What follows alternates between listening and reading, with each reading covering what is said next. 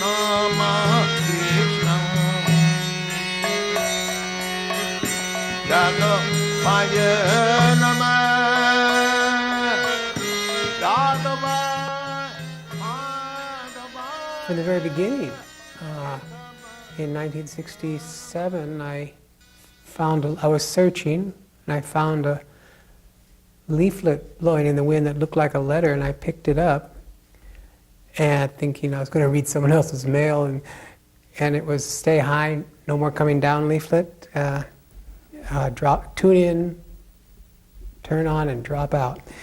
And Swami A.C. Bhaktivedanta, and I thought, oh, Swami, and I pictured Prabhupada's going to have long hair and a beard. And I showed up at the temple, and the first picture I saw was stuck in the temple window at 518 Frederick. His prospectus for the Bhagavatam, the picture, his passport picture. I was aghast. He didn't look like what I thought was Swami looked like. He looked severe and it was not. I was scared, and I later heard Prabhupada answer. Someone approached him about that photograph or something. He didn't look happy, and Prabhupada said that it was the most ecstatic moment in my life. It was my passport, so that he was able to fulfill Bhaktisiddhanta's injunction for him. So my first meeting with Srila Prabhupada was in March of 1971. And I have to give a little bit of the history so we can understand the circumstances. I had a friend, John, who's now Yadubara Dasa, and he and I were in college together, majoring in photography. I was an undergraduate and he was a graduate student. So he decided to do his master's thesis on the Hare Krishna people. And he went to India sometime in the winter of 1970. And after he had been there a few months, he wrote to me and said I should come and join him. So I did that, and that's how I arrived in Bombay in March of 1971. Now in college, I had done a term project on close-up photography. And I'd taken that term project to a publisher in New York, and it gradually evolved into a small book about close-up photography, a kind of a specialty book. So when I went to India, I brought that with me. So about a day after I had arrived in Bombay, John said we should go and meet the Swami. At that time, the devotees had a temple in a building called Akash Ganga, which was right by the ocean. And the temple was on the 7th floor. So it was a very, when we went into Prabhupada's room on the 7th floor of Akash Ganga, immediately it was a very kind of a spacious, airy feeling because the windows were open, the sea breeze was blowing through, a lot of natural light, very nice. And the room was very simple. Prabhupada sat on a white, small cushion behind a table, as he traditionally did. Very relaxed. So I was there with John, and John introduced me and explained who I was a little bit. And then he took the book, my book, which I had under my arm, and said to Prabhupada, "Here, she has done this." So Prabhupada very graciously and gentlemanly-like took the book, and he looked through it for a minute, thumbing through the pages, and then he handed it back and said, "We do not know much about these things." I actually was considering when I brought the book that here's a saintly person, why should I show a saintly person a book about close-up photography? It didn't seem appropriate. So by saying that, Prabhupada confirmed my idea that it wasn't really appropriate, but it was I had the impression of a very peaceful, I wouldn't say transcendental, I wasn't thinking that way at all, but pleasant person to be around. Well, the first time I saw Prabhupada was in, 72, in Boston. It's hard to keep track of all the years now. I wasn't well prepared for this. But I had been in the movement for about, it was about 72. I'd been in the movement for about 15 months when I took initiation. I saw Prabhupada about a month before I took initiation. And that was in Boston. And I'd read Prabhupada's books, and I enjoyed them a lot. Especially the Bhagavatams, the old Bhagavatams, all their spelling and grammatical imperfections, but boy, the perfection was in the sincerity. I remember reading the books and thought, gee, I don't know so many of the details, but I know God could never overlook somebody this sincere. I really trusted Prabhupada's sincerity. And then I saw him when he came off the plane in Boston, and it was just pretty magical. He came off, and it was an open outdoor ramp. He came off, and it was the end of the day, so there was beautiful golden sun on Prabhupada. And for first time seeing live, it was really dramatic. But still, there was a part of me that was very cynical. You know, a lot of people became devotees because they were kind of burnt out on people and life. And so I wasn't sure. There was a part of me that was cynical about Prabhupada, too. And so now I was going to see the spiritual master. You know, I read his books and all. And he came in and into the airport, and they gave him this big lotus garland. And as I understood it, Petit Duran had swiped a whole bunch of lotuses from the Boston Botanical Gardens. They made this huge garland. It was really heavy. They put it on Prabhupada. And then Prabhupada, there was a bunch of reporters there, and Prabhupada turned to the reporters, and he posed for them. And this was like, from my cynical side, this is like checking him out, right? And being a photographer, you see how much people really enjoy being photographed. They enjoy being the center of attention and all. And you can kind of read it in their eyes. And it was kind of interesting with Prabhupada, because when he turned to face the photographers, you know, he posed, but there wasn't a whole lot of ego in it. It was like he was a diplomat posing for Krishna. He was a diplomat from Krishna Loka posing. So it was real interesting to watch that, you know. There wasn't a big ego trip involved, and that kind of very much impressed me. And then Prabhupada went to the temple. He was supposed to, they rented a room for him at the Sheraton. And he decided he didn't want to go there. He said it's like a brothel. These hotels were like brothels. So he went to the temple, and the temple, it was real noisy. There were devotees that came from New York and from Montreal. And this was the Beacon Street Temple. And it used to be a funeral parlor. So it was kind of a small house, relatively speaking, for that many people. And Prabhupada had the room he got was just a bare room with a thick foam pad and a little dais for him to sit at. And that was it, and he was happy. For him, it was much more what he wanted than a fancy hotel suite at the Sheraton. He wanted to be with Krishna, the deities. He wanted to be with the devotees. So that was pretty impressive, too. In 1972, in the House of Flowers, I believe it was October, just after Rath Yatra, it might have been September of 1972, I was at a lecture that Srila Prabhupada was giving. And this lecture was kind of significant. Bhutatma was fanning Srila Prabhupada on a stage. There were maybe 1,000, 1,200 people there, an indoor auditorium with a stage. And Bhutatma was fanning Srila Prabhupada with a peacock fan, and the handle of the peacock fan was more than 12 feet long. It was this humongous, like something out of Ali Baba and the 40 Thieves. And as they were fanning Srila Prabhupada, I was trying to listen very carefully. It was hard at first to understand what Srila Prabhupada was saying. But I remember specifically there was one point that Srila Prabhupada had come to at the question and answer section of his lecture that really gave me inspiration that here is my guru.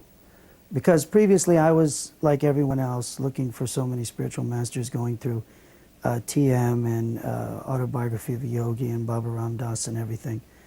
And when Srila Prabhupada spoke, at one point in the question and answers, one young man stood up and said, Swamiji, according to the teachings of Baha'i, Srila Prabhupada interrupted and said, we are not talking here of Baha'i, we are talking of Krishna. And he said, well, Bahula says, and Prabhupada interrupted him immediately again, we are interested in here, and we are talking here of what Krishna says.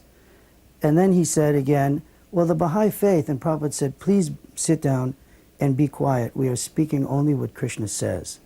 And to me, at that time, when I'd seen all these other bogus yogis and they were accepting everything and putting everything together as one, I was never very attracted. And when I heard that Prabhupada was so decisive and strict and very forceful, I immediately thought that this is my guru. I want to take initiation from this spiritual master. So then I joined sometime later. That's another story, but that impressed me very much, that first meeting with Srila Prabhupada in the House of Flowers. Now it so happens that Prabhupada came to my parents' home. My father was like a senator, a member of parliament. It's a very senior position in the government. And I was surprised when my mother phoned me at the office and she said, don't forget to come a little early for lunch. I said, why should I come early? She said, we are going to have guests, very important guests. So we said, fine. My father and I, instead of coming home at about 1, we came at 12:30. And when we entered our own home, we heard these devotees singing and dancing the Mahamantra. Now, mind you, at that time, I was a disciple of a Mayavadi, a very, very senior Mayavadi. His name was, as you know, this guy, everybody knew in India as a person who was a very anti-Prabhupada person. And his name was Chinmayananda Swami. So I was shocked to see these Westerners dressed with dhotis and saris, with tilaks, singing and dancing and just behaving as if they own my house. And they were all over the place. And my mother was loving this. She enjoyed this. And here was my father, who was quite senior. He was tolerant. He appreciated what Prabhupada was doing. And then after the kirtan and everything was over, they went and sat in the library room. And the first thing I remember Prabhupada told my father is, my disciples are getting a very bad name in India, and they're getting investigated by the CBI in India as if they are CIA members. This was in 1971. And they're having harassments. They don't get their visas. They sometimes are deported. They are sometimes arrested and things like this. And he said, these disciples of mine, they get up so early in the morning, they chant the rounds, they attend Mangalarti, they attend the classes, they're doing so much service for Krishna. Why don't you go in Parliament and get that investigation stopped? And all my disciples must have long-term visas. My father said, let me see what I can do. I could see what Prabhupada was doing. He was getting my family into devotional service. The next thing Prabhupada said was, you see this young man here? And all the eyes were on him. He's about 15 years old, and he was originally an associate with Lord Chaitanya. And my heart, I said, this is a con man. This guy really knows how to speak. And I was a Mayavadi follower. And I was, looking very, very carefully at Prabhupada, examining him. Then he said a very strange thing. He told my father, do you think you can adopt him and make him an Indian citizen? And my heart just sank. And that gentleman was Jai Pataka Swami. And my father said, let me see what I can do. During the course of the next few months, Prabhupada made my father a life member. I believe his number is 32. Today, of course, there are more than 25 or 30,000 life members in India alone. And Prabhupada gave his own personal books, the Bhagavad Gita, which he always kept with him. He gave his personal Krishna books, the Dinapan 2-volume Krishna books. his copy of Teachings of Lord Chaitanya, and I think Nectar Devotion and so on. And I was surprised my father gave a lot of money to Prabhupada. I thought, this man's really captured my father. Makes him do work, takes away all his money. And then I was telling my father, we better talk in the next room a little bit. I was about 31 years old. My father at that time must have been close to about 60 years old. So I told him, what are you doing? This man comes in our house and he's virtually asking you to do everything for him. And my father said, he's doing a very, very important duty. He is like the Vedic ambassador. He's spreading Indian culture. And nobody's done this before. And I appreciate it. And I'm going to help him. So, obviously Prabhupada had captured the hearts of my parents. It's just the reverse of what I hear in this part of the world, where Prabhupada captured the hearts of the younger man, and it was the parents who were complaining about the younger man. Here was the opposite case. The young man was complaining about the relationship Prabhupada had already built with my parents. I remember asking a question, because I got from the, I don't remember the lecture, but I got from it that he was having bhakti yoga.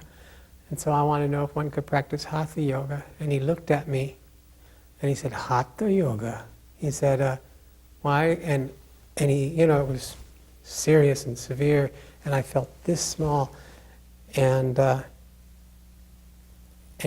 then he said, we're, you know, bhakti yogis. And then I forget how he did it. His quality. Then he said something and made me feel wonderful. And I went every day. I couldn't get the mantra out of my mind. And within a week or two, I was initiated. And I was just getting initiated. And I was scared. I forgot my name during the initiation. I couldn't remember. Even then, my memory was poor. I had to go upstairs and ask. And when I gave Prabhupada some useless things, he said they were useless, told me. It's funny, because you're supposed to give dakshina, you know, or something to your spiritual master. And I was sentimentally attached to a baby blanket, and I forget what else, and he held them up and he said, these things are useless. And I felt bad again. But the next day, he had used them for sitting places for visitors. And then he found out, he said, you're living with a young woman? And I said, yes. He goes, that's not good now. He said, you come live with me. And so from the very beginning. And I guess that started it. He didn't need much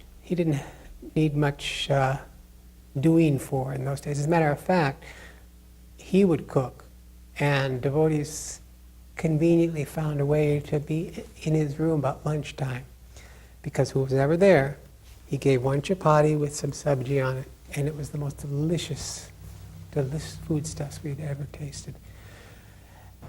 Well, my initiation took place November 29th, 1971. And at the time, Prabhupada had taken a group of devotees to Vrindavan, India.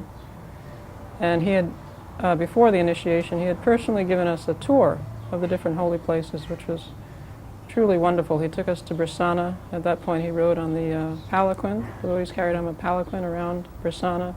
And he took us to Govardhan Hill, and he bathed with us in the Jamuna. It was an extraordinary time. So this time of our initiation, it was early in the morning on the 29th of November, quite a cold time in Vrindavan. And there was another couple who wanted to get married at the same ceremony. Yadubara and I were going to be married, and I was going to be initiated. And this other couple, the husband-to-be approached Prabhupada saying that he also wanted to marry this woman. The unfortunate part about it was that he had already been married to a devotee, and he had left that woman. And this second proposed wife was already pregnant. So it was a, rather a dishonorable, more than rather, it was a dishonorable circumstance. But at the same time, so from that point of view, Prabhupada couldn't say yes.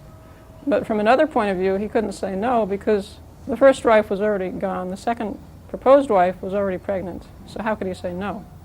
It became an enigma. And he resolved it in the most brilliant way. I forever am impressed the way he resolved this problem.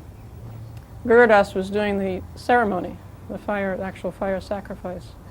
So he instructed Guru Das to do the entire ceremony for this other couple first. From the mantras and the achman and the bananas in the fire, everything was done, the cloth was tied together. And at that point, Guru Das started a second, separate fire sacrifice for my initiation in our wedding. And at that point, Prabhupada came out of his room and sat on the Vyasasana. So without saying anything, he made a very clear statement. It was, what can you say, it was a genius, just a genius solution to a very uncomfortable situation. So the ceremony went on, and at the end, Prabhupada asked me the 4 rules and regulations for the initiation part of it. So I managed, I had rehearsed that, so I managed to explain what they were. And then he said, how many rounds every day? So I said 16, feeling very confident of myself. And he looked at me right in the eyes, and although we had looked at each other before this was the first time it was at such close distance. And that was since that was the first of several times after that this happened, it was a most memorable experience. Prabhupada's eyes were dark, and they seemed bottomless, truly bottomless. And at the same time, I felt for the first time in my life, and only with him, that he saw way past the obvious, way past the body, and even past the mind. He could actually perceive my consciousness, which, it's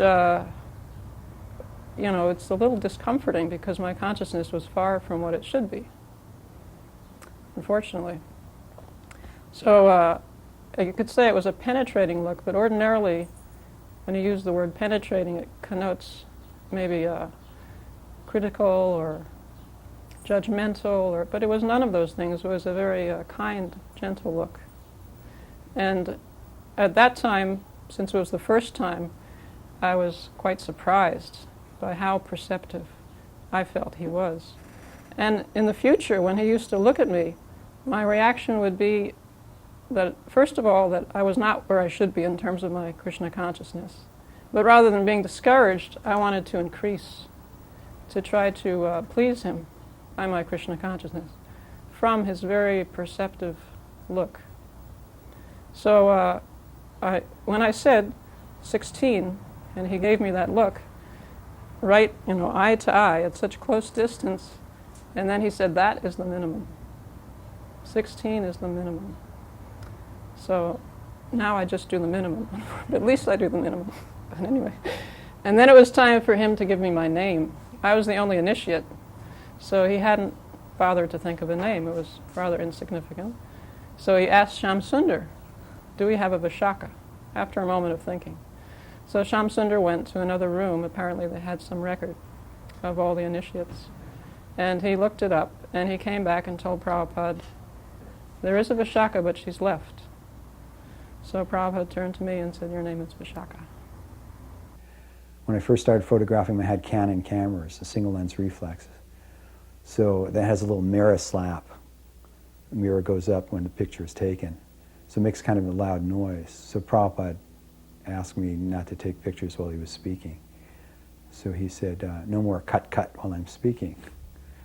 So later on we got a little bit more prosperous. We got Leica cameras, and they're a different style. They don't have the flapping mirror. And the next time Prabhupada chastised me, he said, no more ch-ch while I'm speaking. So he had a very fine sense of hearing and a very fine sense of smell. And I had gone to London and I was photographing Prabhupada. And I didn't really have close contact with him and so when I was leaving to go back, I'd gone to Amsterdam with him, and to Paris and London. And I really wanted some personal attention. I mean, part of us were like, students of philosophy, and part of us were like little kids. So I couldn't help myself, and I went into Prabhupada's room at Bury Place before I left, and I said, Prabhupada, I'm leaving to go back to America to work on your books. And I expected Prabhupada, he didn't really know me, he just saw me photographing, and there was a few words back and forth. So I expected Prabhupada to be a gentleman and say something, gentlemanly, kindly. And when I said that, Prabhupada said, you are leaving? Ah. And he really meant it. It was like this family thing. It's like he knew me, and he really recognized me. So that kind of shocked me. And then he got up and he took his garland and he walked across the room and he put his garland on me. So that really shocked me. So there I was standing in front of Prabhupada, and it's just like he had this ability to look through you, and he can see your, your subtle body, your mind. He can see so many aspects of you that you couldn't see, or that you could see and you didn't want anybody else to see. But there you are, standing naked before him, in a sense, psychically naked. And he sees it all, and he still loves you. And beyond that, he sees you as you can't even see yourself.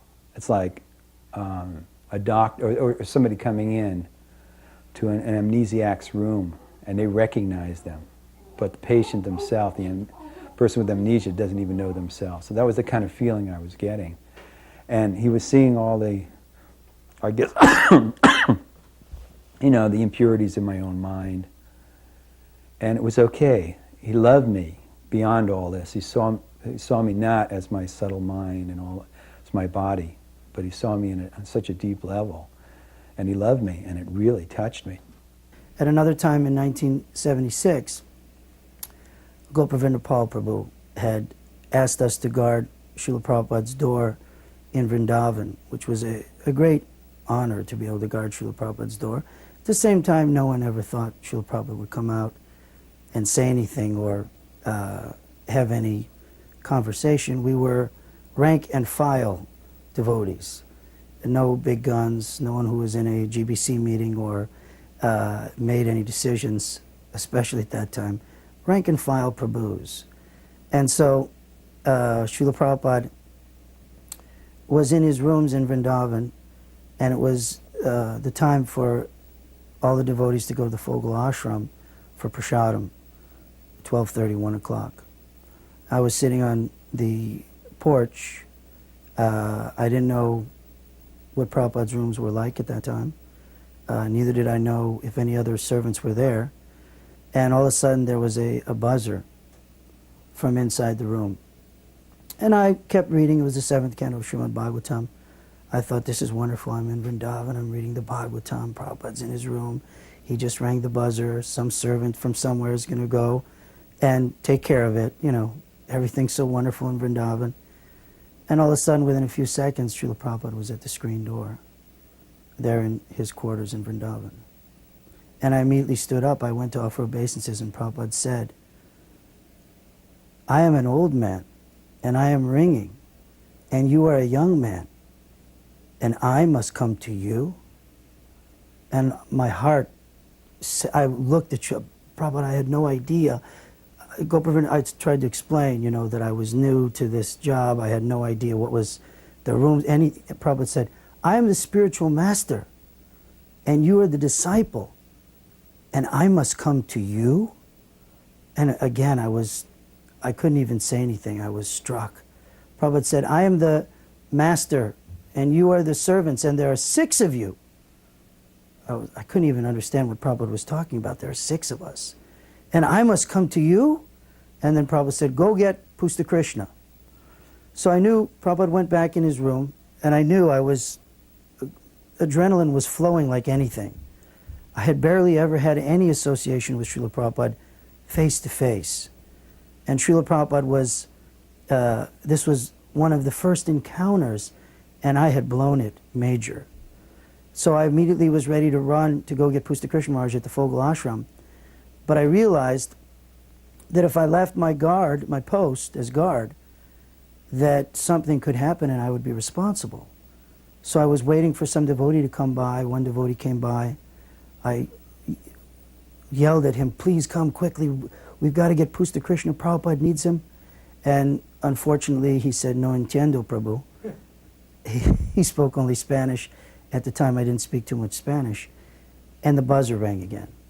So I ran into Srila Prabhupada's quarters. I had never been there before in Vrindavan. I offered obeisances, and as I'm offering obeisances, Prabhupada said, where's Pusta Krishna? So I immediately stood up before I finished my obeisances because I didn't want Prabhupada to have to wait for my answer. I was feeling very foolish. I didn't know what to do, which way to go, what to say. And I told Srila Prabhupada, he's at the Fogel ashram taking prasad, and Prabhupada said, go in the back and get one of the other servants. So as I walked in the back, there are two doorways. One leads to the back of Vrindavan, Prabhupada's rooms in Vrindavan. One leads to the servants' quarters. And unfortunately, I entered the servants' quarters. And Srila Prabhupada said, no, the other door. And I realized then that one should feel like a fool in front of the spiritual master, but one shouldn't act like a fool before the spiritual master. So I went and I got, Harisari was there in the back, preparing some prasadam, doing some devotional service for Srila Prabhupada. And I told him, Srila Prabhupada needs you immediately, you've got to come quickly, it's an emergency. He said, okay, go around through this little doorway, go around the front again, and keep guarding, and I'll tell you what to do, I'll go take care of everything. I'll go talk to Srila Prabhupada. So I went to my post, and I was still reading the 7th canto of Srimad Bhagavatam, but this time my eyes were bugged out of my head. I couldn't even read a word. I was looking at the pages, but my mind was reeling in complete anxiety that I had offended Srila Prabhupada. I hadn't pleased him. What an opportunity. And here I had blown it in service of my spiritual master. So Pusta Krishna Maharaj at that time came back, and he told me, you'll do something nice for Prabhupada. We found out that Prabhupada wanted to go to Bhagaji's across the way for lunch prasadam. It wasn't as big as an emergency as I had thought. Although Srila Prabhupada needed the arrangements to be made. So Pusta Krishna Maharaj told me that just hold this nice umbrella. There was a very big umbrella with a 3-foot, 4-foot pole. Hold it over Srila Prabhupada's head and you can do some nice service. Walk Srila Prabhupada over to Bhagaji's house. So as I'm getting prepared to do that, Srila Prabhupada was coming out in a few minutes. The kirtan started. A few sannyasis came by, and two of the senior sannyasis, at that time Guru Kripa Maharaj and Yasodhananda Swami, came by and saw me with the pole and said, what are you doing? And I said, well, Srila Prabhupada's coming out, and I'm going to put the umbrella over his head and walk him to Bhagaji's. And of course, being a brahmachari, they pulled rank immediately, took the umbrella from my hands, and they were going to perform that service, which was only appropriate. So then I'm walking down the stairs, joining in the kirtan, maybe half a dozen devotees, 10 devotees there, and I realized that Krishna was just arranging. There was nothing I can do to please my spiritual master, that I had just blown a great opportunity. So I was actually crying. I think physically I was crying. As Srila Prabhupada came out, I offered dandabats on the stairs, 3-4 stairs going to the gate, leading outside to go to Bhagaji's across the alley in Vrindavan.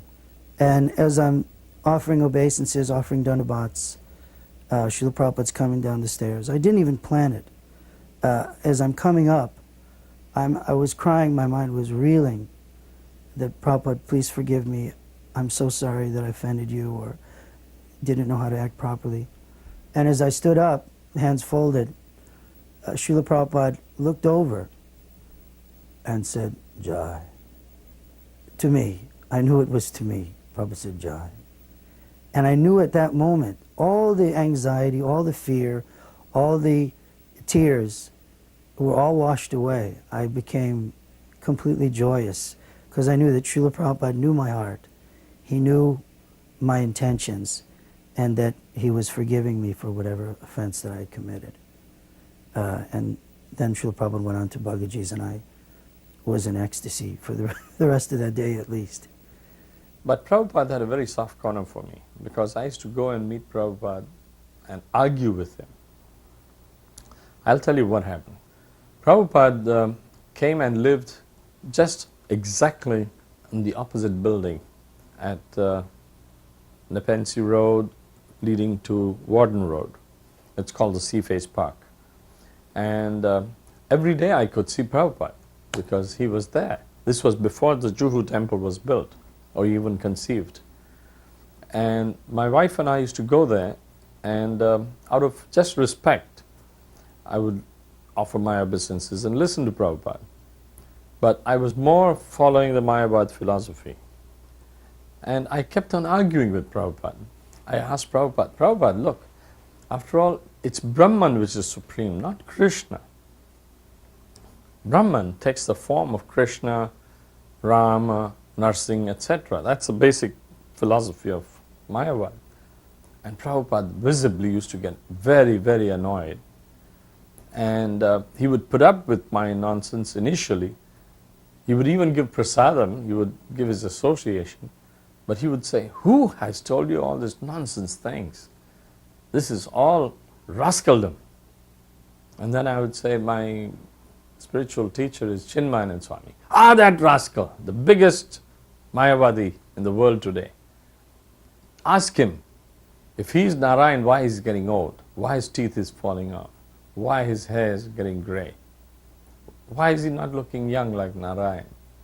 He's calling himself Narayan, he calls other Mayavadis Narayan, other Mayavadis call him Narayan. This is all nonsense.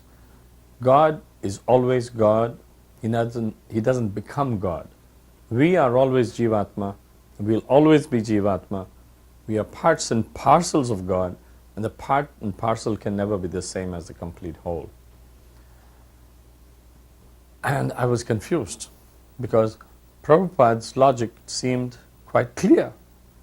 But I still wanted to make sure that he wasn't conning around, because when you come from a city like Bombay or New York, you meet so many such people. And in India, lots of these so-called spiritual teachers collected money and sold mantras and did all that nonsense.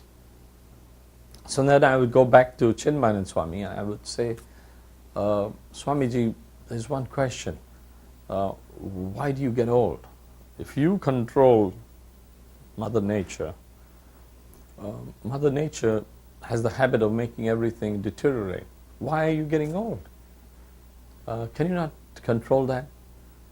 And he would say, no, I have to look older so that people, respect me more.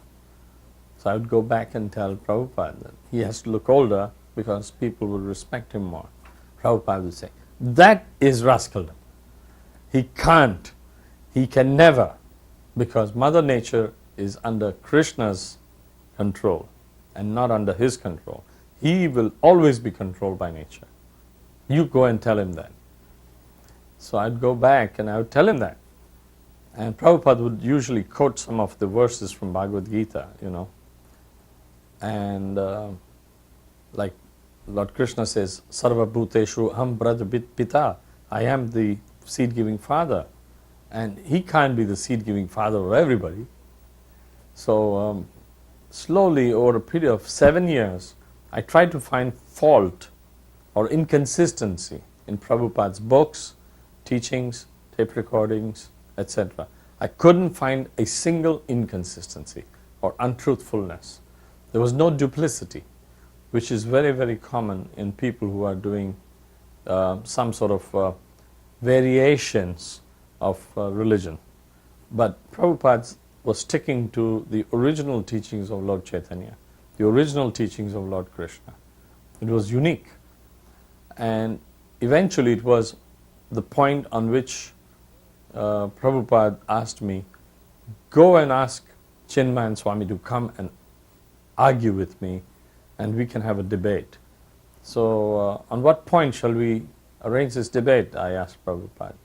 So Prabhupada said, we are going to debate on the point, is Chinmayananda Swami going to lift the Govardhan hill or not? If he's God, he should be able to do that. God did it.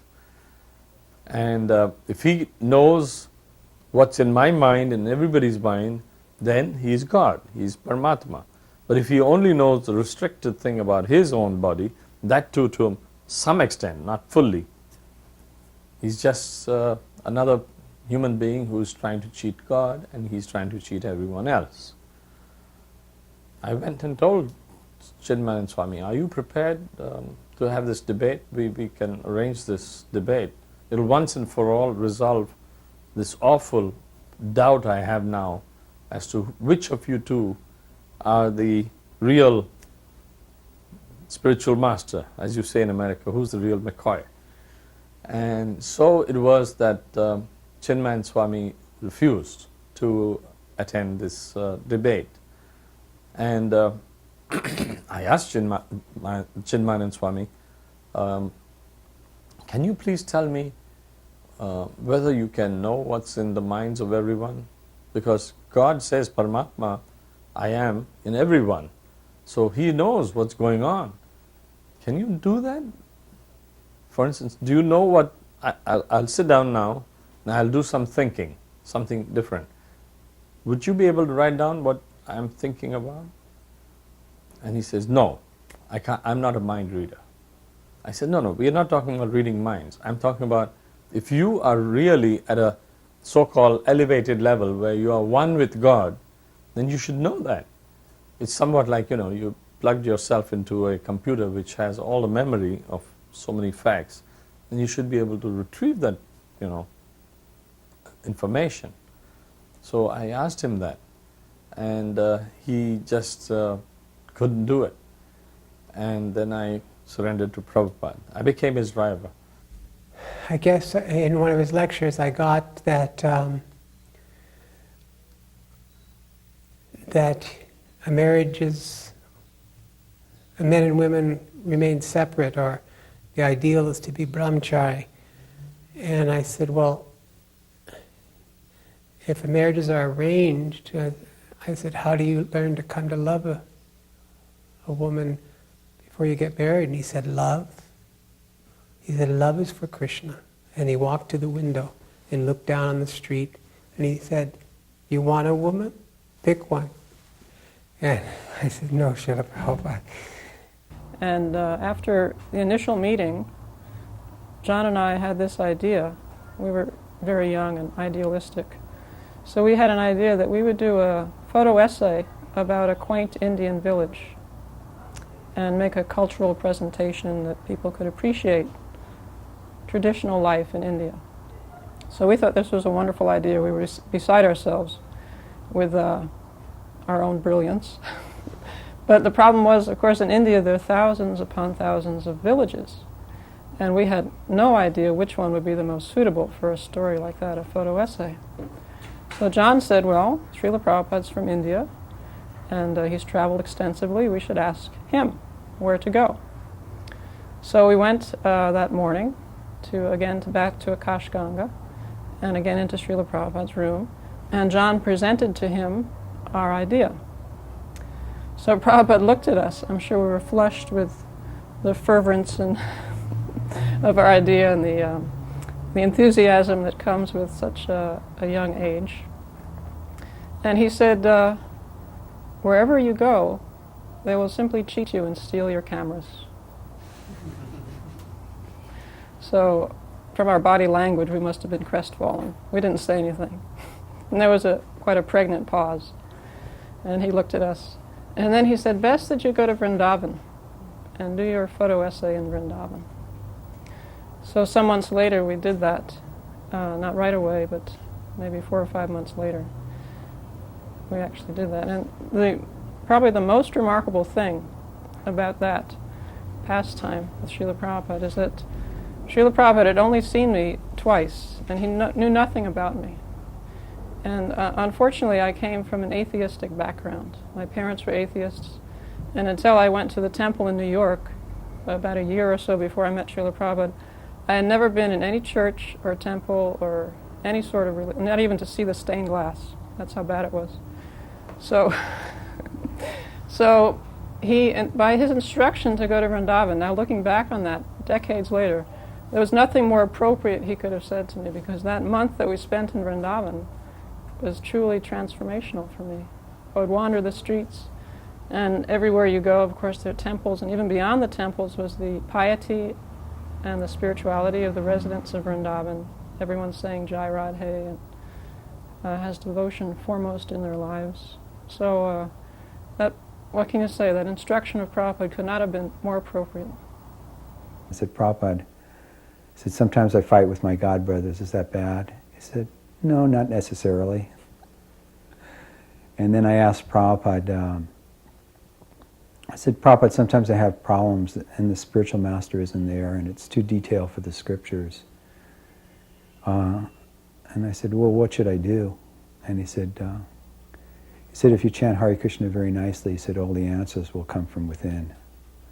So I thought that was like a real timeless answer would help a lot of devotees if they heard that. Lokanath Maharaj was there on the walk. Srila Prabhupada had asked him at one point of the walk what these particular type of berries on the side of the road were. And Lokanath Maharaj was describing that these are such and such berries. Great yogis and sannyasis subsist on the berries, perform meditation and subsist on these berries for their foodstuffs only. Prabhupada said, yes, our men should learn how to do like this. Chant Hare Krishna, eat a few berries, and once in a week, go down to the village and beg a chapati from the village. So devotees were looking at each other because sometimes Srila Prabhupada would give instructions that would change everyone's life forever. Go to China or who knows. Srila Prabhupada was our guru, he could say anything.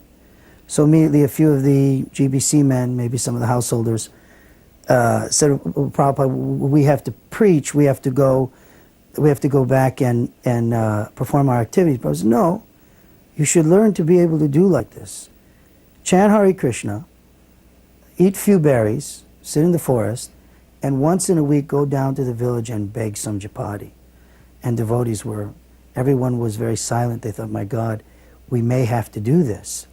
And then Prabhupada went on to say, of course, Lokanath Maharaj was very happy. He was hoping that this would be, I think he was hoping this would be one instruction as a very austere, saintly person.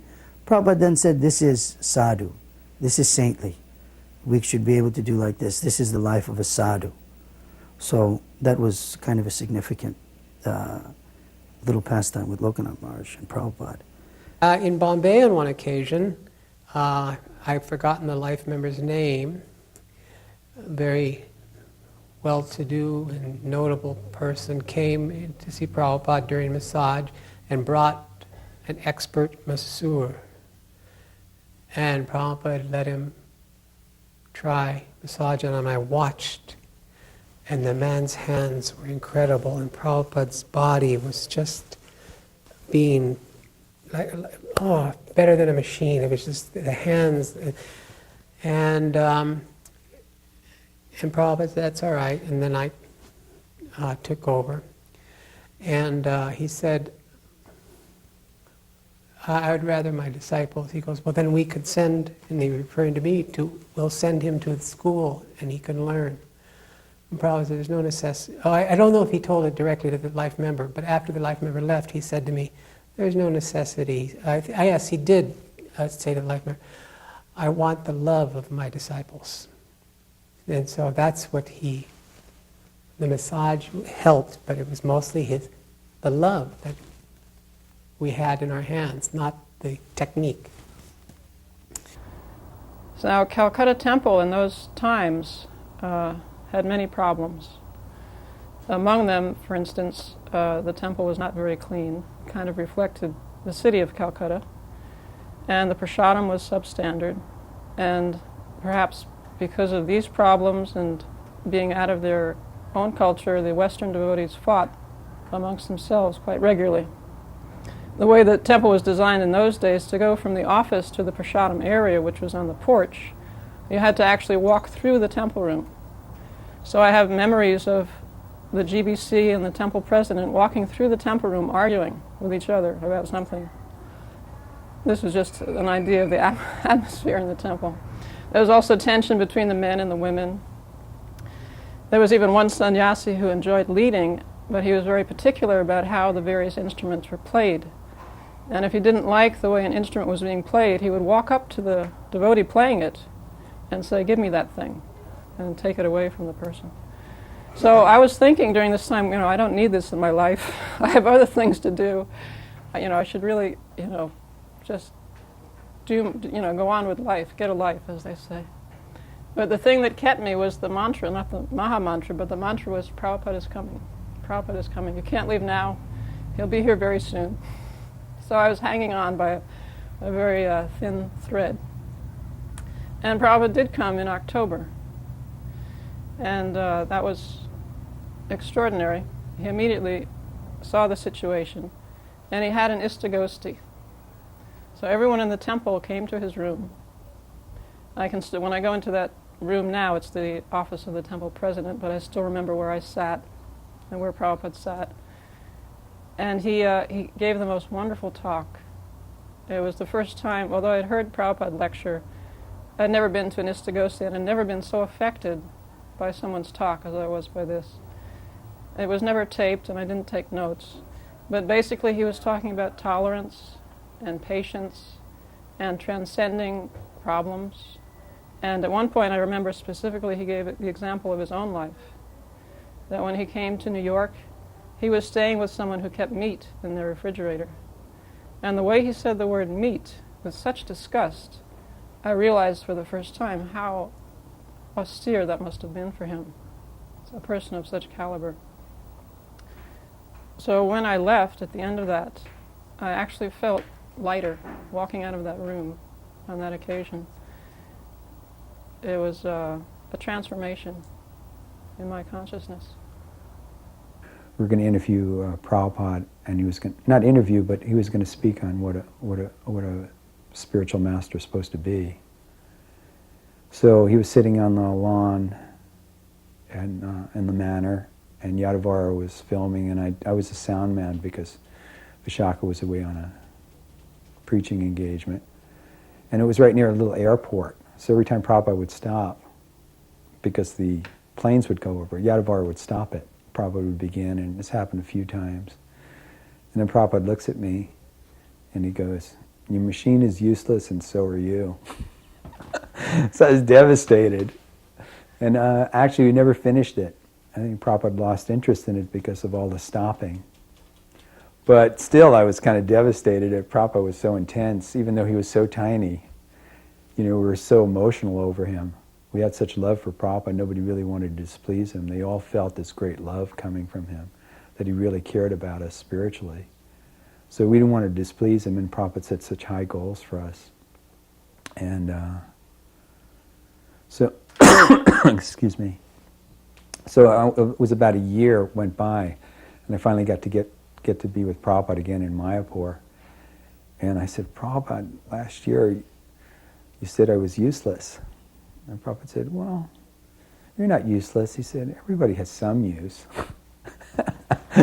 So he was really humbling me, It's just part of the spiritual master's job is to break the false ego of the disciple, because we really think we're the center of the universe, And the more we're rooted in that, the more distant we are from our real, true Krishna consciousness, So it's the thankless task of the spiritual master to break the false ego like that. And you do it in little ways like that. Another time, in 76 in Mayapur, we were in a little room conversation with Srila Prabhupada. He was speaking mostly in Hindi. We were there in the front row. It was a very small room in Sridham Mayapur. And people were being asked to come in and then go out. And Mahabodhi Prabhu was at the door giving people the instruction, who should come in, who should go out. At a certain point during the darshan, a big plate of sweets came into the room. Mahabodhi was holding onto the sweets. A few people noticed it was a very large plate of sweets. So Srila Prabhupada stopped his darshan and asked Mahabodhi, "Why don't you pass out these sweets?" And Mahabodhi responded that, "Well, Srila Prabhupada, I'll pass out the sweets as they all leave, as the devotees leave." And Prabhupada was sitting with one knee up, I remember. We were there in the front row with Tripurari Maharaj. And Prabhupada looked around and said, "Leave? They will never leave." And everybody in the audience was, "Jai Prabhupada!" everyone was considered that was a blessing that Prabhupada was giving. Of course, making a joke also. Before I was initiated, before coming to Krishna consciousness, I was arrested for possession of marijuana and things, and we were busted, and I was going to court, and eventually it came time, I pleaded guilty so the woman I got busted with could get off. And so it was time for arraignment, and I forget, Jayananda brought me to court, and they stood before the judge and they sentenced me. I don't think it was that long of a sentence. It was but 3 or 6 months, but I must have went white when the guards came to get me, and the judge said, "You want some time to turn yourself in?" And I said, "Yes, Your Honor." And I flew to LA where Prabhupada was and told him I had to go to jail. And he gave me permission that if I found myself starving in jail, I could eat meat. But I didn't have to. Prisoners were glad to exchange their vegetables for my meat. And this was an ecstatic few days. Anyway, it came time for me to leave, and I was scared and frightened. And Prabhupada was sitting on occasion with his legs extended just like this. And so I took the opportunity, and I prostrate myself and put my head, grabbed his feet, and just put them on my head, just embraced them. And he leaned forward and tousled my head, and he said, "Don't worry," he said. "Don't worry, Krishna will let you out after a few days." And he did. The judge, I was in jail, it was horrible.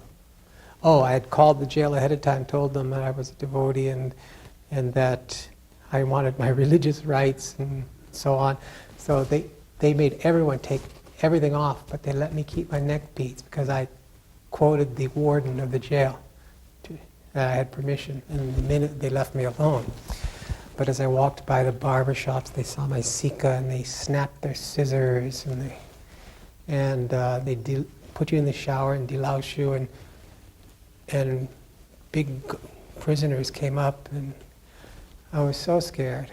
But they called me in a few days before the judge, and the judge says, I can't remember the words, but you're pious, you don't have to stay.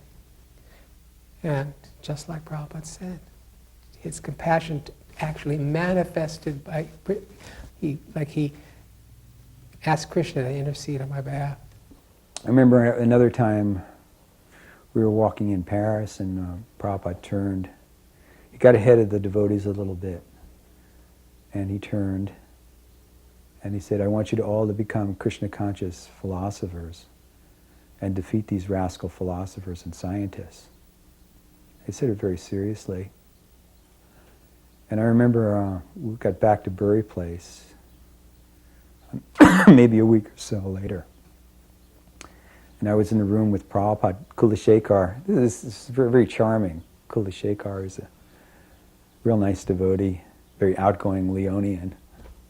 And but his parents were connected to Prabhupada. They came to see Prabhupada. And they were very opposite. They're very quiet people, country kind of people.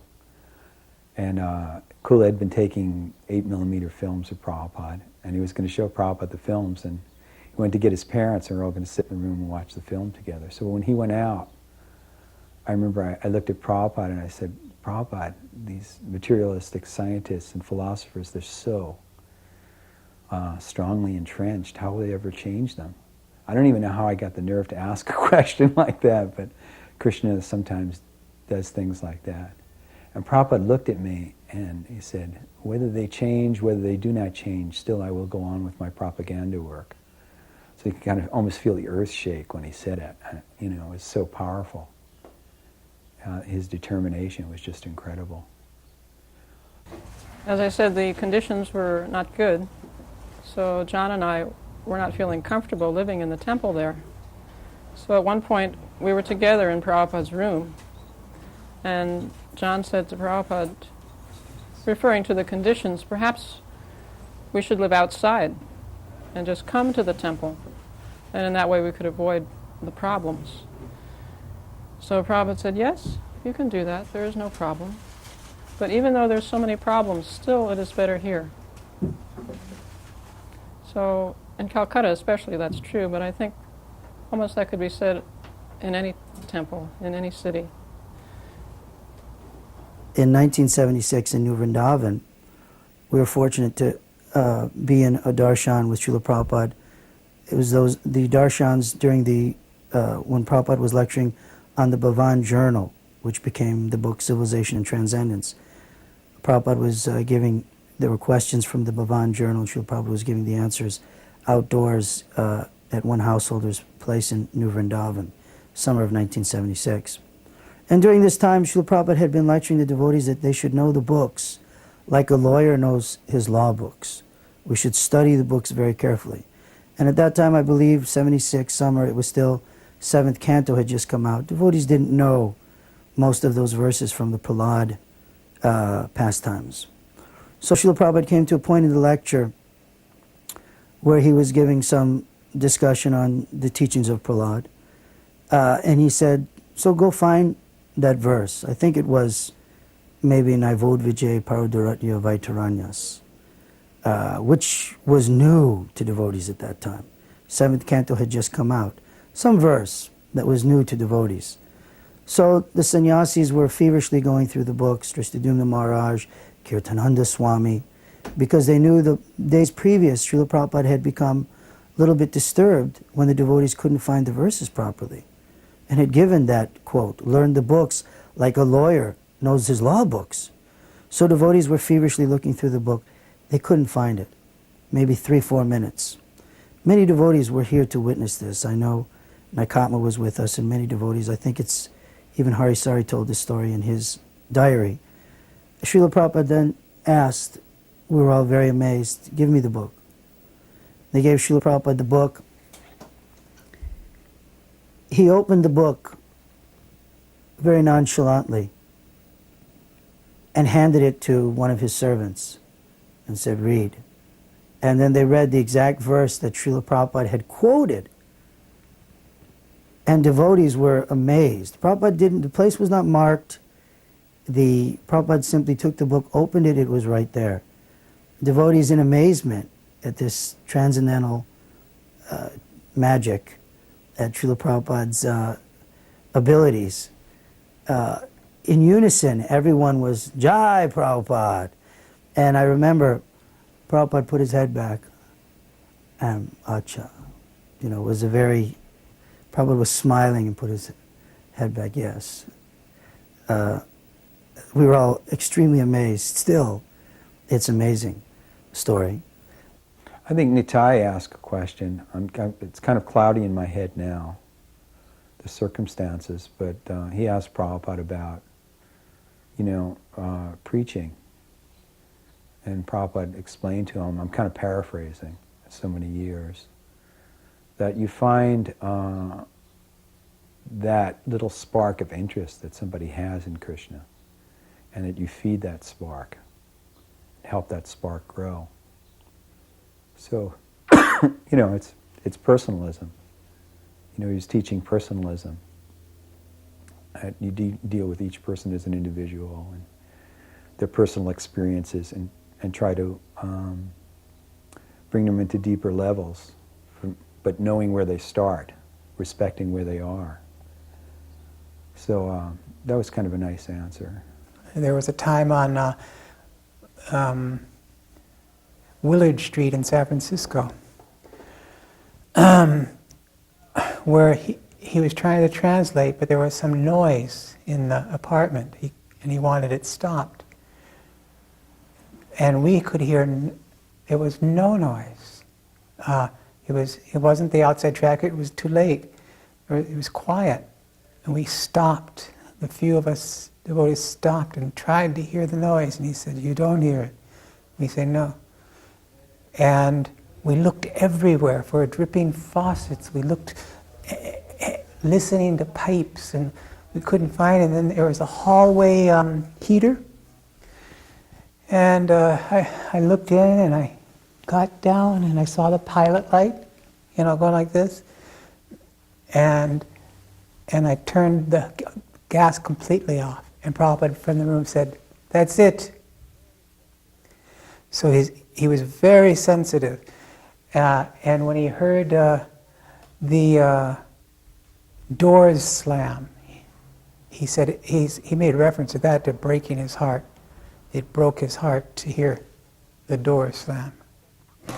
And as Westerners, we'd come and go and slam doors and close them, and it just we learned that you just didn't do that around Prabhupada.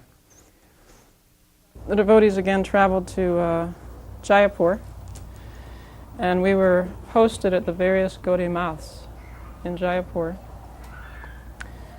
And one particular time, it was the noon arti. The Pujari was doing the arti, and Prabhupada was standing fairly close to the altar, and the devotees were somewhat back having a kirtan.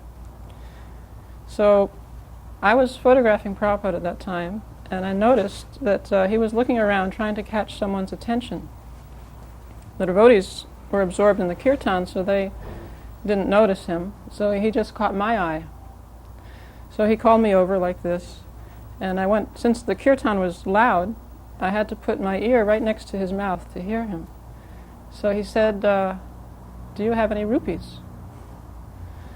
So I put my mouth next to his ear and I said, "No, but I can get some. How much?" So again he thought for a second, he said, 10. So I went around and I found some devotee who was a little on the side, not so much participating, and I said, "Prabhupada wants 10 rupees. So immediately he gave me the 10 rupees. And the bill was flat at that point. And I went up and I handed it to Srila Prabhupada. And Prabhupada carefully folded it in half and folded it again. And he kept it with his folded palms. He kept the rupee note in his palms like this as the arti went on. And then at the end, the Pujari blew the conch shell, signaling the end of the arti. And Prabhupada took that 10 rupee note and put it in the donation box.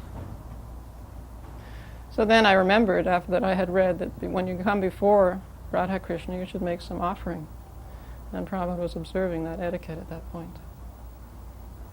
I remember Maharati's initiation in Paris. They had a little temple there. And at the time, Maharati didn't speak English. He had been a butcher and a boxer before he was a devotee. And when he went to take his beads, I guess somebody had told Prabhupada, I'm guessing. He went to take his beads from Prabhupada, and Prabhupada pulled his beads back. And he said, "So you'll not kill any more animals?" So somebody had to translate. Now, when Prabhupada pulled the beads back, I mean, here's this big guy. Maharati's a pretty big guy. He was a boxer. And he's just like, tiny little Prabhupada sitting on the Vyasasana. And here's this big guy just like shaking in his dhoti, And then they translated for him, and he went. So Prabhupada gave him his beads. He said, "Your name is Maharati, one who can fight with many thousands of warriors." So Prabhupada had that power to really shake people up. But he did it with love, because there was so much love. He knew the basis of it was love, because, we rationalize so much Maya all the time that we don't. We're always perfect no matter what we do, and the spiritual master sees through that. Thinking that sometimes all the other devotees, the servants would leave and I would be there fanning Srila Prabhupada. And I was thinking at one time, how is it that the spiritual master is sleeping? The Shastra says that the spiritual master never sleeps. So I was speculating and perhaps bothering Srila Prabhupada on a psychic level. Prabhupada was sitting there in his bed cross-legged in the the outer veranda on the outside in his rooms upstairs in Vrindavan. And he was seemingly snoring and in deep sleep. Lip was moving back and forth, and I thought, Prabhupada's snoring, he's sleeping. But I thought the spiritual master never sleeps. And as I'm thinking this nonsense, right in the middle of my thought, as Srila Prabhupada's snoring, he said, "What time is it?" Completely clear and attentive. And I realized then that Srila Prabhupada knew exactly what I was thinking and wanted to destroy that thought.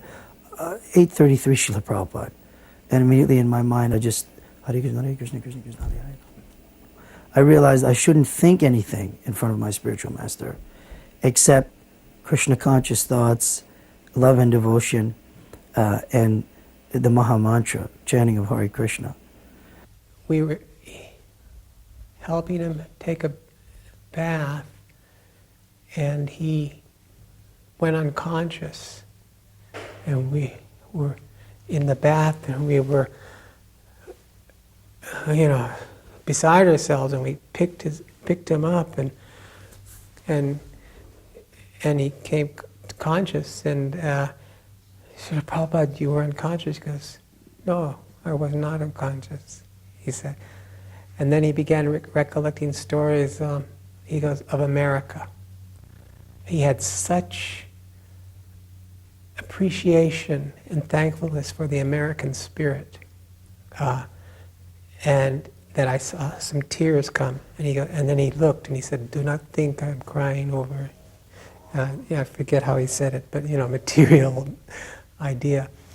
I remember we were in South Africa, and I'd agitated Prabhupada again with photography. So I'd like to catch the mudras when he spoke. And that would only happen when he spoke, when he used his hands. So how can I take the picture while he's speaking if he didn't want me to speak? So I had to take the picture. Even though he was speaking, I'd have to take the chance that it would irritate him, and I usually would. And he'd get real mad at me. And he said it would break his chain of thought. But I was impulsive, so I would do it. And in South Africa, he got a bunch of his books, the Bhagavatams, first editions of I think it was the 5th canto, and 4th and 5th. Yeah, I think 4th and 5th. A bunch of them came together. And Prabhupada was really pleased. It was just real beautiful to watch how he opened the books and handled them, so delicately. And it was like, the Bhagavatam was Krishna for Prabhupada, it really was. It wasn't his books. He handled them with such delicacy, and such respect. It was like he was dealing with a deity. It wasn't that he was dealing with his own literature. So that was kind of impressive. So I was snapping away because it was like Christmas morning for a kid when Prabhupada would get his books. New editions would come out. And I snapped one time too many, and Prabhupada snapped.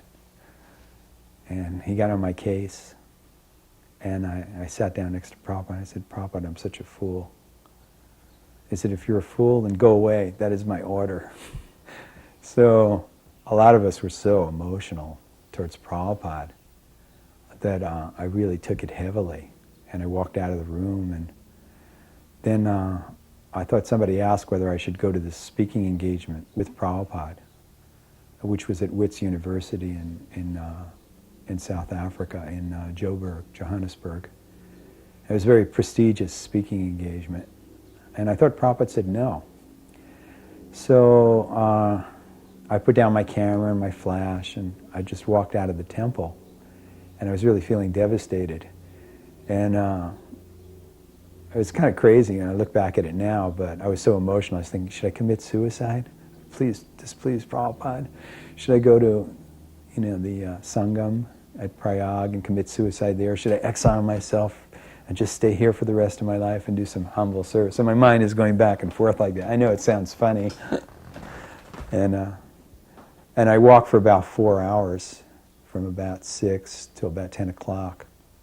And then I kind of came out of all this emotional stuff, and I realized, Prabhupada never excommunicate me for taking too many photographs. And so it took me another half hour, and I found a telephone, and Pusta Krishna came and picked me up. And I was feeling really bad. And then next morning, Prabhupada calls me in, and he asked me, "Well, how come you didn't come to the engagement last night?" I said, "Well, Prabhupada, I thought you said I shouldn't come." And Prabhupada said, "I never said you shouldn't come. And even if I said you shouldn't come, still you should have come." So you could just feel a lot of love there. And then he suddenly changed the mood of it, and then he just started speaking about the importance of his books, and that story about Srila Bhaktisiddhanta telling them they can rip the marble out from the temple to print books, how important the printing of books were. But I was feeling so overwhelmed that I put Prabhupada through, some anxiety over this. I didn't realize it. I didn't think it was much anxiety, but it was more of embarrassment than anything else. So I kind of, when Hare Krishna came into the room, I kind of crawled out again. And then that evening, there was a second engagement at Wits University. And this is a very, very prestigious university. I think it was John Kennedy spoke there. And there was this Indian Life member, and he was a photographer, and he came out. I said, "Oh, well, what happened to you? Prabhupada was really worried yesterday. He wanted to know where you were." Then I really felt bad. But I felt bad and I felt good at the same time, because I felt bad that I had put Prabhupada in anxiety, but it felt good that Prabhupada, had that much appreciation for me. They noticed that I was missing. Of course, that night I shot with a 135 millimeter lens from as long away as possible. I was photographing Srila Prabhupada here in Los Angeles while he was sitting on the Vyasa-san. And Rameshwar had asked me to take pictures of Srila Prabhupada with his eyes open, because they were for the various Chaitanya Charitamritas and Bhagavatams, and he felt it was more suitable. So at this point, I wouldn't take pictures during the lecture, because the flash and the shutter disturbed Prabhupada, so I would take them during the Radha Madhava prayers. And this particular day, Prabhupada had his eyes tightly shut for a long, long time. So I was just sitting, waiting for him to open his eyes. And it went on, for many, many mantras. And then, quite unexpectedly, I felt this thump on my backside. And I looked around, and a sannyasi had hit me with his danda, indicating that I had been there long enough and I should move on. That was the spot for all the sannyasis. And there I was, right at his feet. So I looked at Prabhupada, and at that moment he had his eyes open, and he had seen what had transpired. And he looked at the sannyasi with the most harsh, stern look, like a very displeased father. And I was grateful that that look had not been cast upon me, because it was withering. And then he looked at me, and I took my pictures, and then I did leave. And I was more amazed. Besides that pastime, what amazed me even more than that was, although the temple room was packed, people had come from all over the West Coast for this occasion. No one said anything to me. No one remarked, "Hey, I saw that, blah, blah."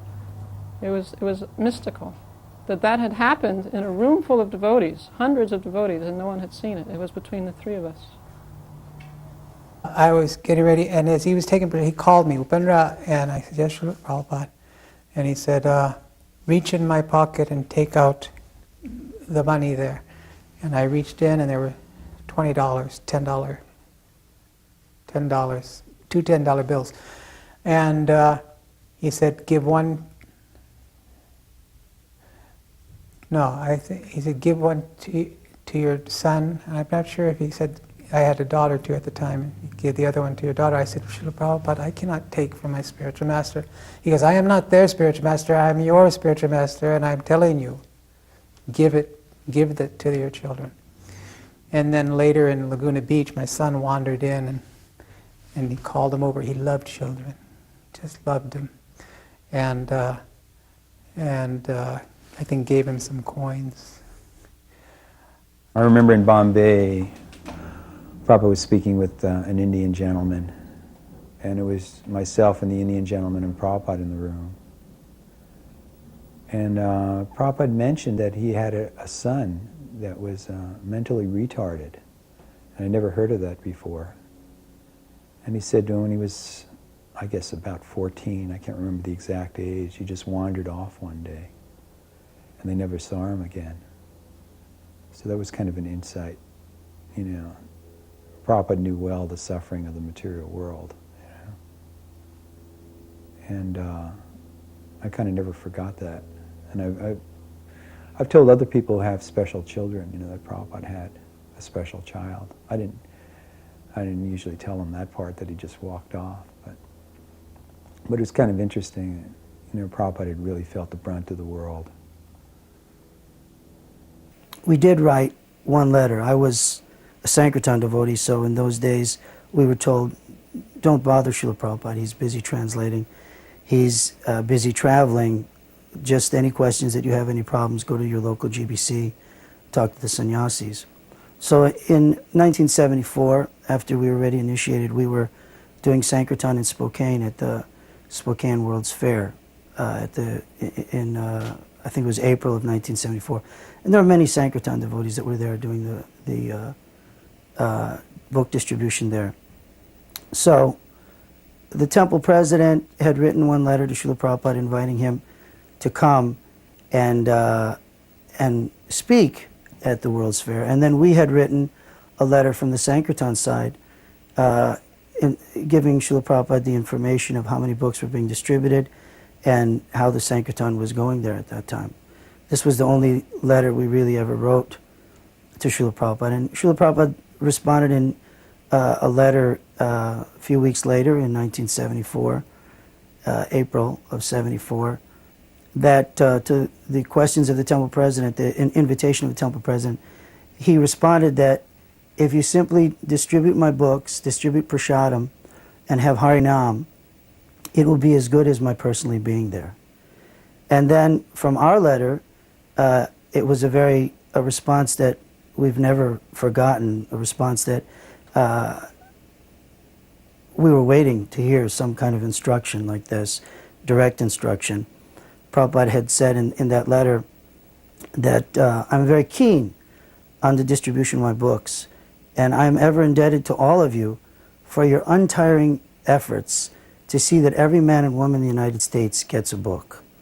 So, of course, when we got this letter, any letters that we heard from Srila Prabhupada to anyone were extremely enlivening and gave us purpose and direction. And this particular letter, many of the devotees that were there, Savas Prabhu and Tripurari Maharaj at the time, so many book distributors, Magendra was there from here, a lot of devotees that are around, they took this is their mission for Srila Prabhupada throughout this lifetime, to make sure that every man and woman in the United States gets a book. So that was a nice letter, a very nice letter in 74. Again, in Bombay in the early days, in the early 70s, Prabhupada would go just before dawn, really, when it was still quite dark. He would go down the steps of the house where he was living and walk to the Juhu beach for his morning walk. So every day I would go with him, and I would meet him when he came down the stairs. So one morning I was sitting on a landing, just chanting.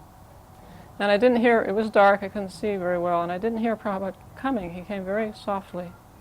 And as he passed right in front of me, I could have touched him with my arm. He said, "Oh, thank you very much." And all I was doing was chanting japa. He was so appreciative and encouraging of a small effort. So I'd get into like a little depression every now and then. And one time I was doing that in the manor while kirtan was going on. And I drifted into my mind, into depression. I was kind of moping there, moving back and forth, slowly. Everybody else is dancing in ecstasy, And I look up and Prabhupada looks at me and he goes, like that. And all of a sudden I felt this wave go through me and I started dancing like a wild man. It's real interesting, that Prabhupada would reach out to you like that. There was, 150 other souls in the room, and he'd just reach out to you. And I'm sure every other devotee in that room had his personal connection with Prabhupada. That was what was so special. And another time, I was feeling that depression and lamentation, and I was just in his room, and I thought, if I came on like that Prabhupada would chastise me, or he'd feel disturbed that so much of his time was being wasted. And he was just real sweet to me, and he talked to me just like you'd preach to a new devotee, to be patient, to follow the 4 regular principles, and everything would work out. And just very sweetly. He could see how fragile I was. So that also impressed me, that someone can be very learned and educated, and at the same time keep that sensitivity an emotional sensitivity towards others.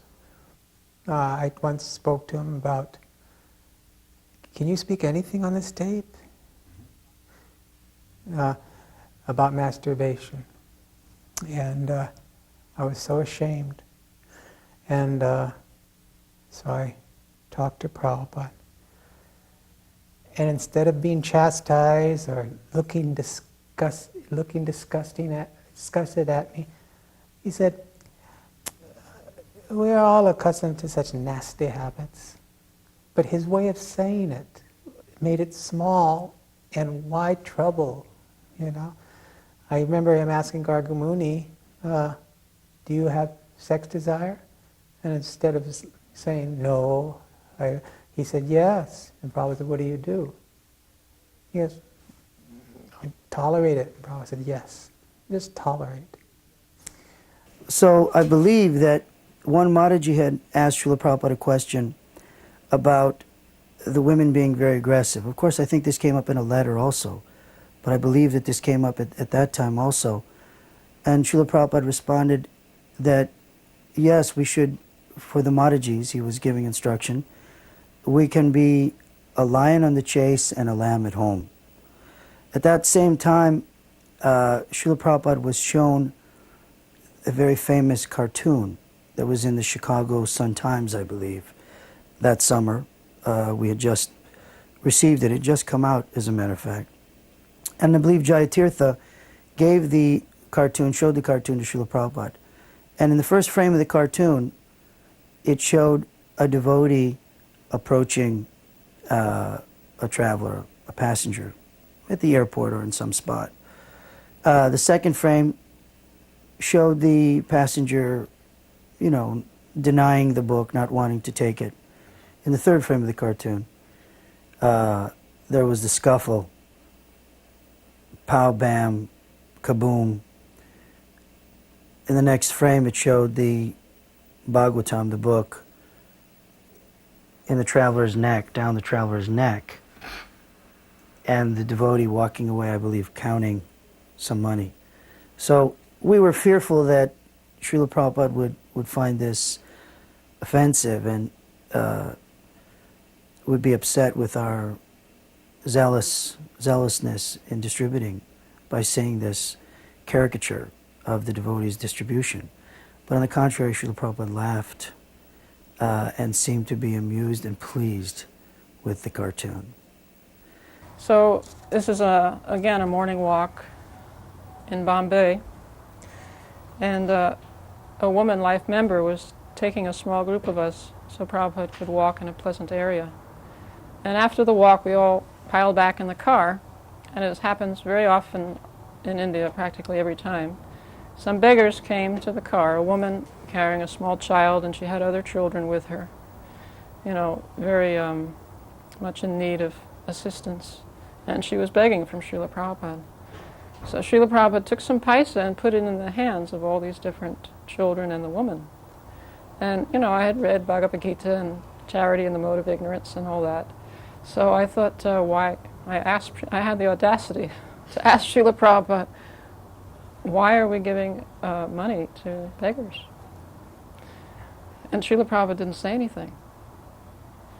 And so I immediately felt that I had been, you know, made some offensive remark. So I answered my own question, you know, there was just silence, and I said, is it because this is transcendental? And he said yes. So from that I could understand, coming from his hand, from the hand of the pure devotee, it may be a different category coming from someone else's hand. But it was a wonderfully instructive moment as well. So he said there are two kinds of cities. He said Sadhan city and Kripa city. And he said Sadhan city, someone follows the rules and regulations of devotional service with the aim of pleasing Krishna. And by the mercy of Krishna, he may become perfect. And he said sometimes someone is not able to follow all the rules and regulations of devotional service, but he has an overwhelming desire to perform some great service for Krishna. So he may also become perfect by the mercy of Krishna. And he said, just like Clive, he went to India for the British East India Company, just as a ship's cabin boy. But later on, because of his political and military exploits, he was very influential into bringing large parts of India into the British Empire. So because of that service, the British Empire recognized him and made him a lord. So he gave that example. I guess you have to get a massage to learn a massage. So a movement that he'd want, he'd massage me, and I understood, and then I'd continue. And he never lay down for massage. I guess it's more sattvic to sit during a massage. You sit and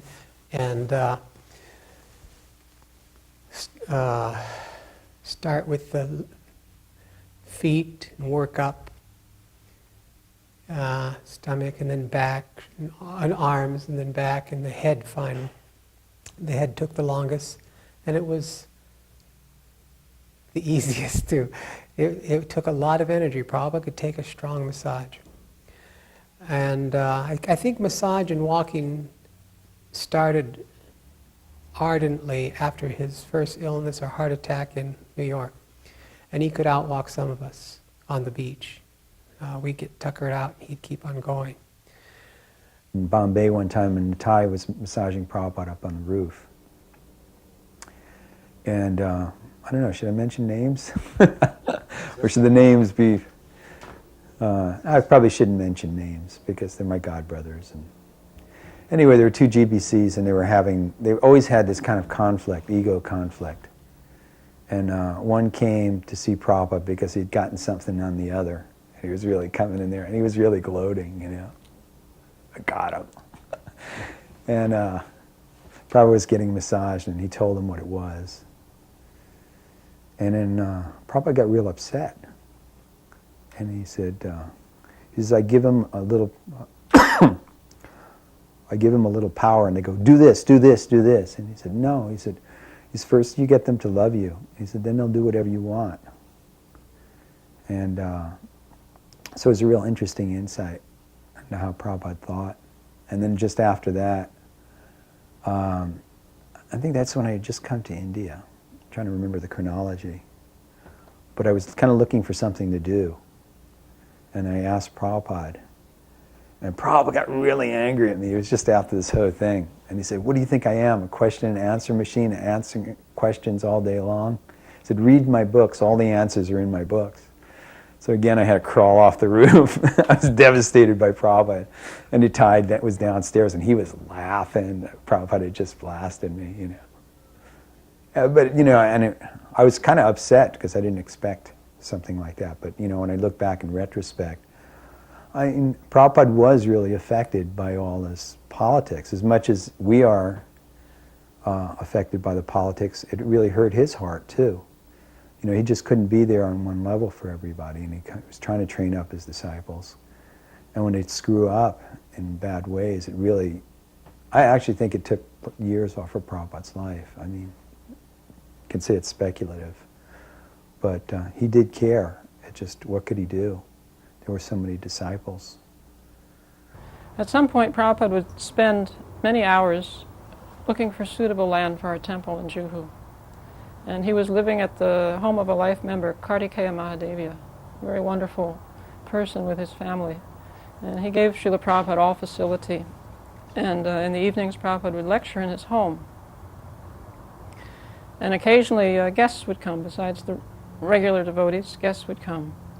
And on one occasion, this guest was a sadhu of sorts.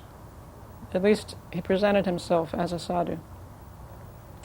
And Prabhupada observed him, and I also noticed Prabhupada was observing this person. And the person was looking at Prabhupada's female disciples. It became noticeable. After it wasn't that obvious, but if you just looked at him for a little while, you could see.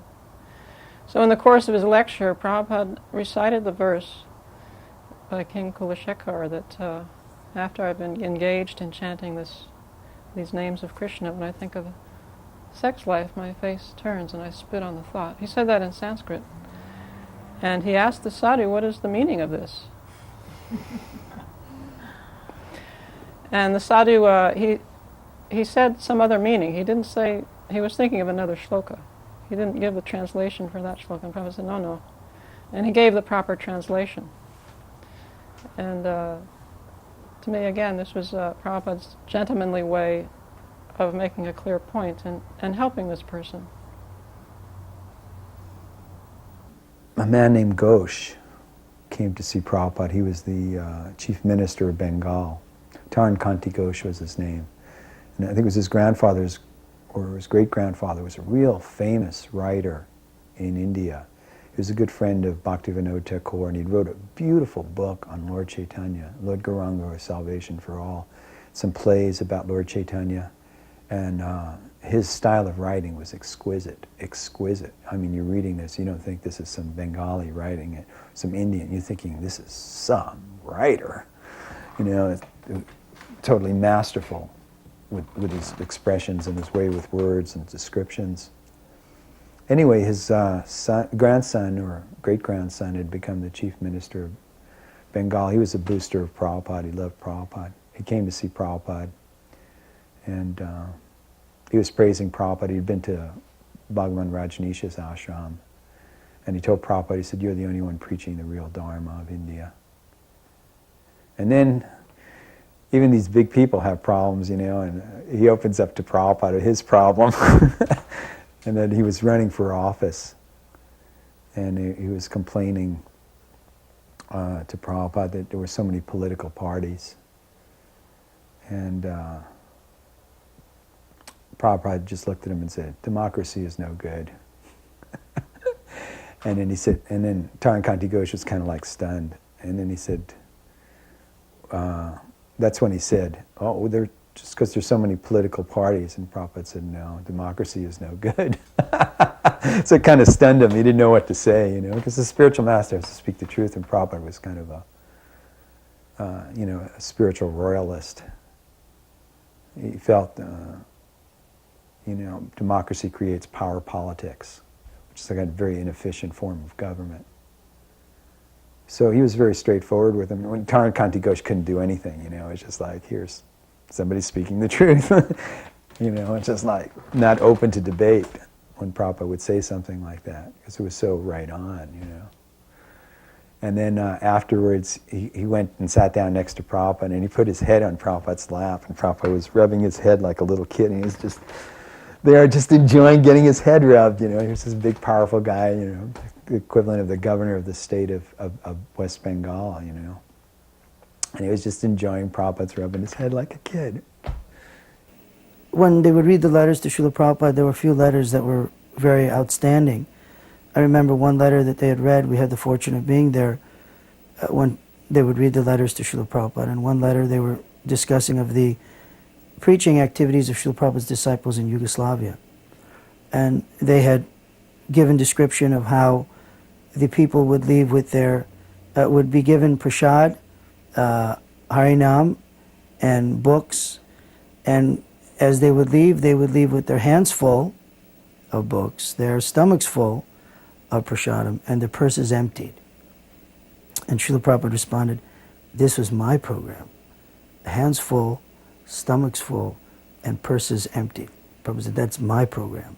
And then Prabhupada said that when I hear the stories of their preaching, I forget about my diseased condition. It makes me feel very happy. And another time there was some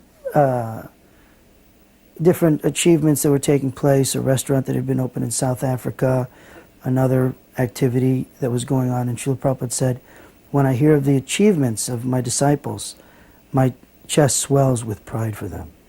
So there were little statements at that time that Srila Prabhupada was making that were that ring through, and will ring through, I'm sure, for decades and centuries. So in Bombay, it was a very sad day, one day, and that was on the 28th of September, 1977. I got a phone call from Giriraj Swami, and that was at about 4:30 in the morning. And the most sad thing I heard from Giriraj Maharaj, he was crying on the phone, and he said, "I want you to bring your big," in those days I had a big Dodge car. It was one of those huge cars, and the Americans used to make, where even you could sleep at the back. And he said, Prabhupada wants to leave his body. And I said, what? I never heard anybody say that somebody wants to leave his body. It sounded more like, he wanted to commit suicide or something. I said, what do you mean Prabhupada wants to leave his body? Where does he want to leave his body? He said he wants to go to Vrindavan, and he's leaving his body. He's going away. And we have to drop him at the station. But his body, because he hadn't eaten for nearly 6 months, he lived only on juice and charanamrit. So his body had depleted. There were hardly any muscles, and the bones and these veins were pressing, and it was very painful. So here was the person whom I had fought, and I had argued with. He was like a lion. He was a very, very fine debater. He could defeat anyone on the matter of philosophy. And then suddenly, when I saw Prabhupada that morning, I saw that he was very, very thin, and it's like Krishna says in the Bhagavad Gita, he had withdrawn himself, like a tortoise withdraws himself. So this morning, that's 28th September 1977, Srila Prabhupada decided to leave, and so for the first time I cleaned my car, because I didn't want Prabhupada to sleep in an unclean car. My wife arranged a nice silk bedding, and we had flowers and incenses. I drove to the temple, and there several things happened. Number one, when Prabhupada was brought down from his quarters, it was in like a basket, a big basket, and reminded me of stories like Moses or Karna. They were brought in baskets and left in the river or something. And I could see, like, there were devotees crying, and they were all devastated is the only word I can say. Spiritually, they were very much feeling intensely separation which was going to take place from Prabhupada. And I was supposed to drive, and I felt like a cruel, a real cruel guy, taking away Prabhupada away from the devotees. But that was my duty, I had to do that.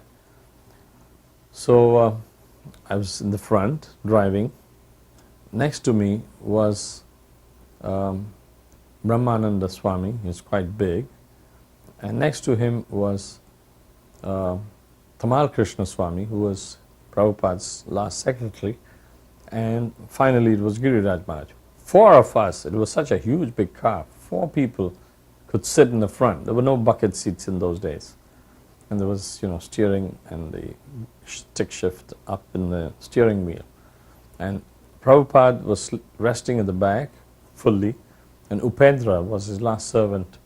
He was sitting down on the floor level of the car, and Prabhupada's luggage was behind.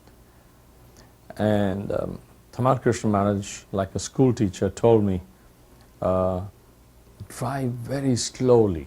Don't drive fast, because in the Bombay roads there are potholes, and Prabhupada will be very uncomfortable. So I said, fine.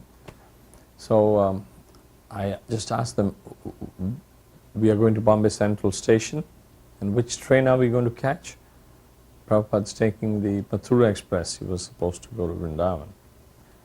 So now, mind you, this was from 4:30 and till 8 o'clock I had not had any water or anything, and then 9 o'clock, and then this was quite hot. Prabhupada was in the car.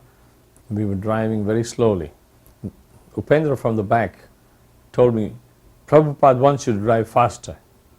So I said, okay, if Prabhupada wants me to drive faster, I'll drive fast. I had been a rally driver when I was young, and I could drive real fast. So I just picked up the speed. And in those days, these were huge, big cars with big guzzlers, gas guzzlers. They could just move. The moment I pressed the accelerator, Tamal Krishna Maharaj got very upset. He said, I told you to go slow. what are you doing? So I said, well, I was just told by Upendra at the back that Prabhupada wants me to drive faster. So no, go slow. So I slowed down again. True enough, within a minute, Upendra was again telling me, Prabhupada had said, go faster. Now why aren't you going faster?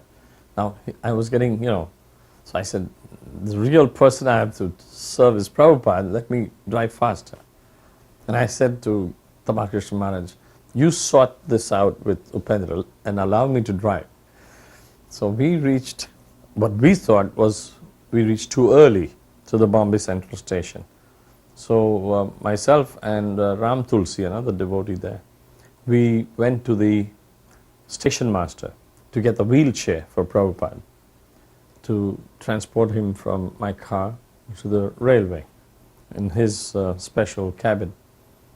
So I just, by my usual style, I asked the station master, this Mathura Express is going at 11 o'clock. He said, didn't you read today's newspaper? It's 10:30. The timing has just got changed today. And I looked at my watch and I said, there are 5 minutes left. The train's going to go in 5 minutes. Ram Tulsi and I ran with the wheelchair. And I told that station master, I'll pay you anything, but stop that train. Don't start it till I tell you. And he said, what? I've never had such a request. I said, there's a big team coming and there's a very holy person and he's going to leave his body in Vrindavan and he has to be on that train. He said, leave his body? What do you mean? I said, just run with me. And so we were running. I was quite young then. I'm now 57, but at that time I was 37, 20 years ago, yes. So we put Prabhupada in there. Oh, I told Giriraj Maharaj, you guys goofed. It's, the train's going half an hour early today. He says, no, it's there in the timetable. I said, whatever is in the paper, that doesn't matter. The station master is going to blow his whistle and the train's going to go. So we better take Prabhupada with us. So we ran. Some of the devotees got the thing ready for Prabhupada in his special cabin, which was non-air conditioned. Should have been air conditioned cabin, but for some reason they booked non-air conditioned. And then we took Prabhupada, and just a few minutes before the train was about to leave, he was comfortably sleeping in his compartment. Now, mind you, this was already nearly 10:30 and I was so thirsty. So I had just gone to pick up a soda bottle from the stand at the railway. And Prabhupada's servant Upendra says, Prabhupada's calling you inside. So I just left that soda bottle and I went in the cabin, wondering why is Prabhupada calling me. And Prabhupada said, come closer. So I went very close to him and he said, I want to thank you for driving me. And it was very touching because he was in so much pain. He was just about to give up his body. I had done nothing much except this. So right there in the train in front of everyone, I just offered my obeisances, caught Prabhupada's lotus feet. Tamal Krishna Maharaj and others, don't touch his feet. I said, no, this is it. This is the last moment I'll ever get. And I said, Prabhupada, I surrender to you. You are my spiritual master. And he put his hand in my hair and blessed me. He actually he got up with little pressure on his elbow and he was smiling sweetly. The train started. And some of the devotees said, look, the train started and you better jump off, otherwise the next station is, quite far away. Reluctantly, I jumped off the train, the moving train, and I kept watching the train till the last bogie had left. And I wasn't thirsty anymore and I couldn't care for the bottle. Then when I got into the car with tears in my eyes, lo and behold, there was Prabhupada's garland on the steering wheel. He'd not forgotten. So that's it. That was the last I met Prabhupada, and from 71 to 77, And whatever I did, my memories of Prabhupada is just basically, I was fighting him. It was more arguing, fighting, and surrendering at the end. Hare Krishna. Hare Rama Krishna Jata Maya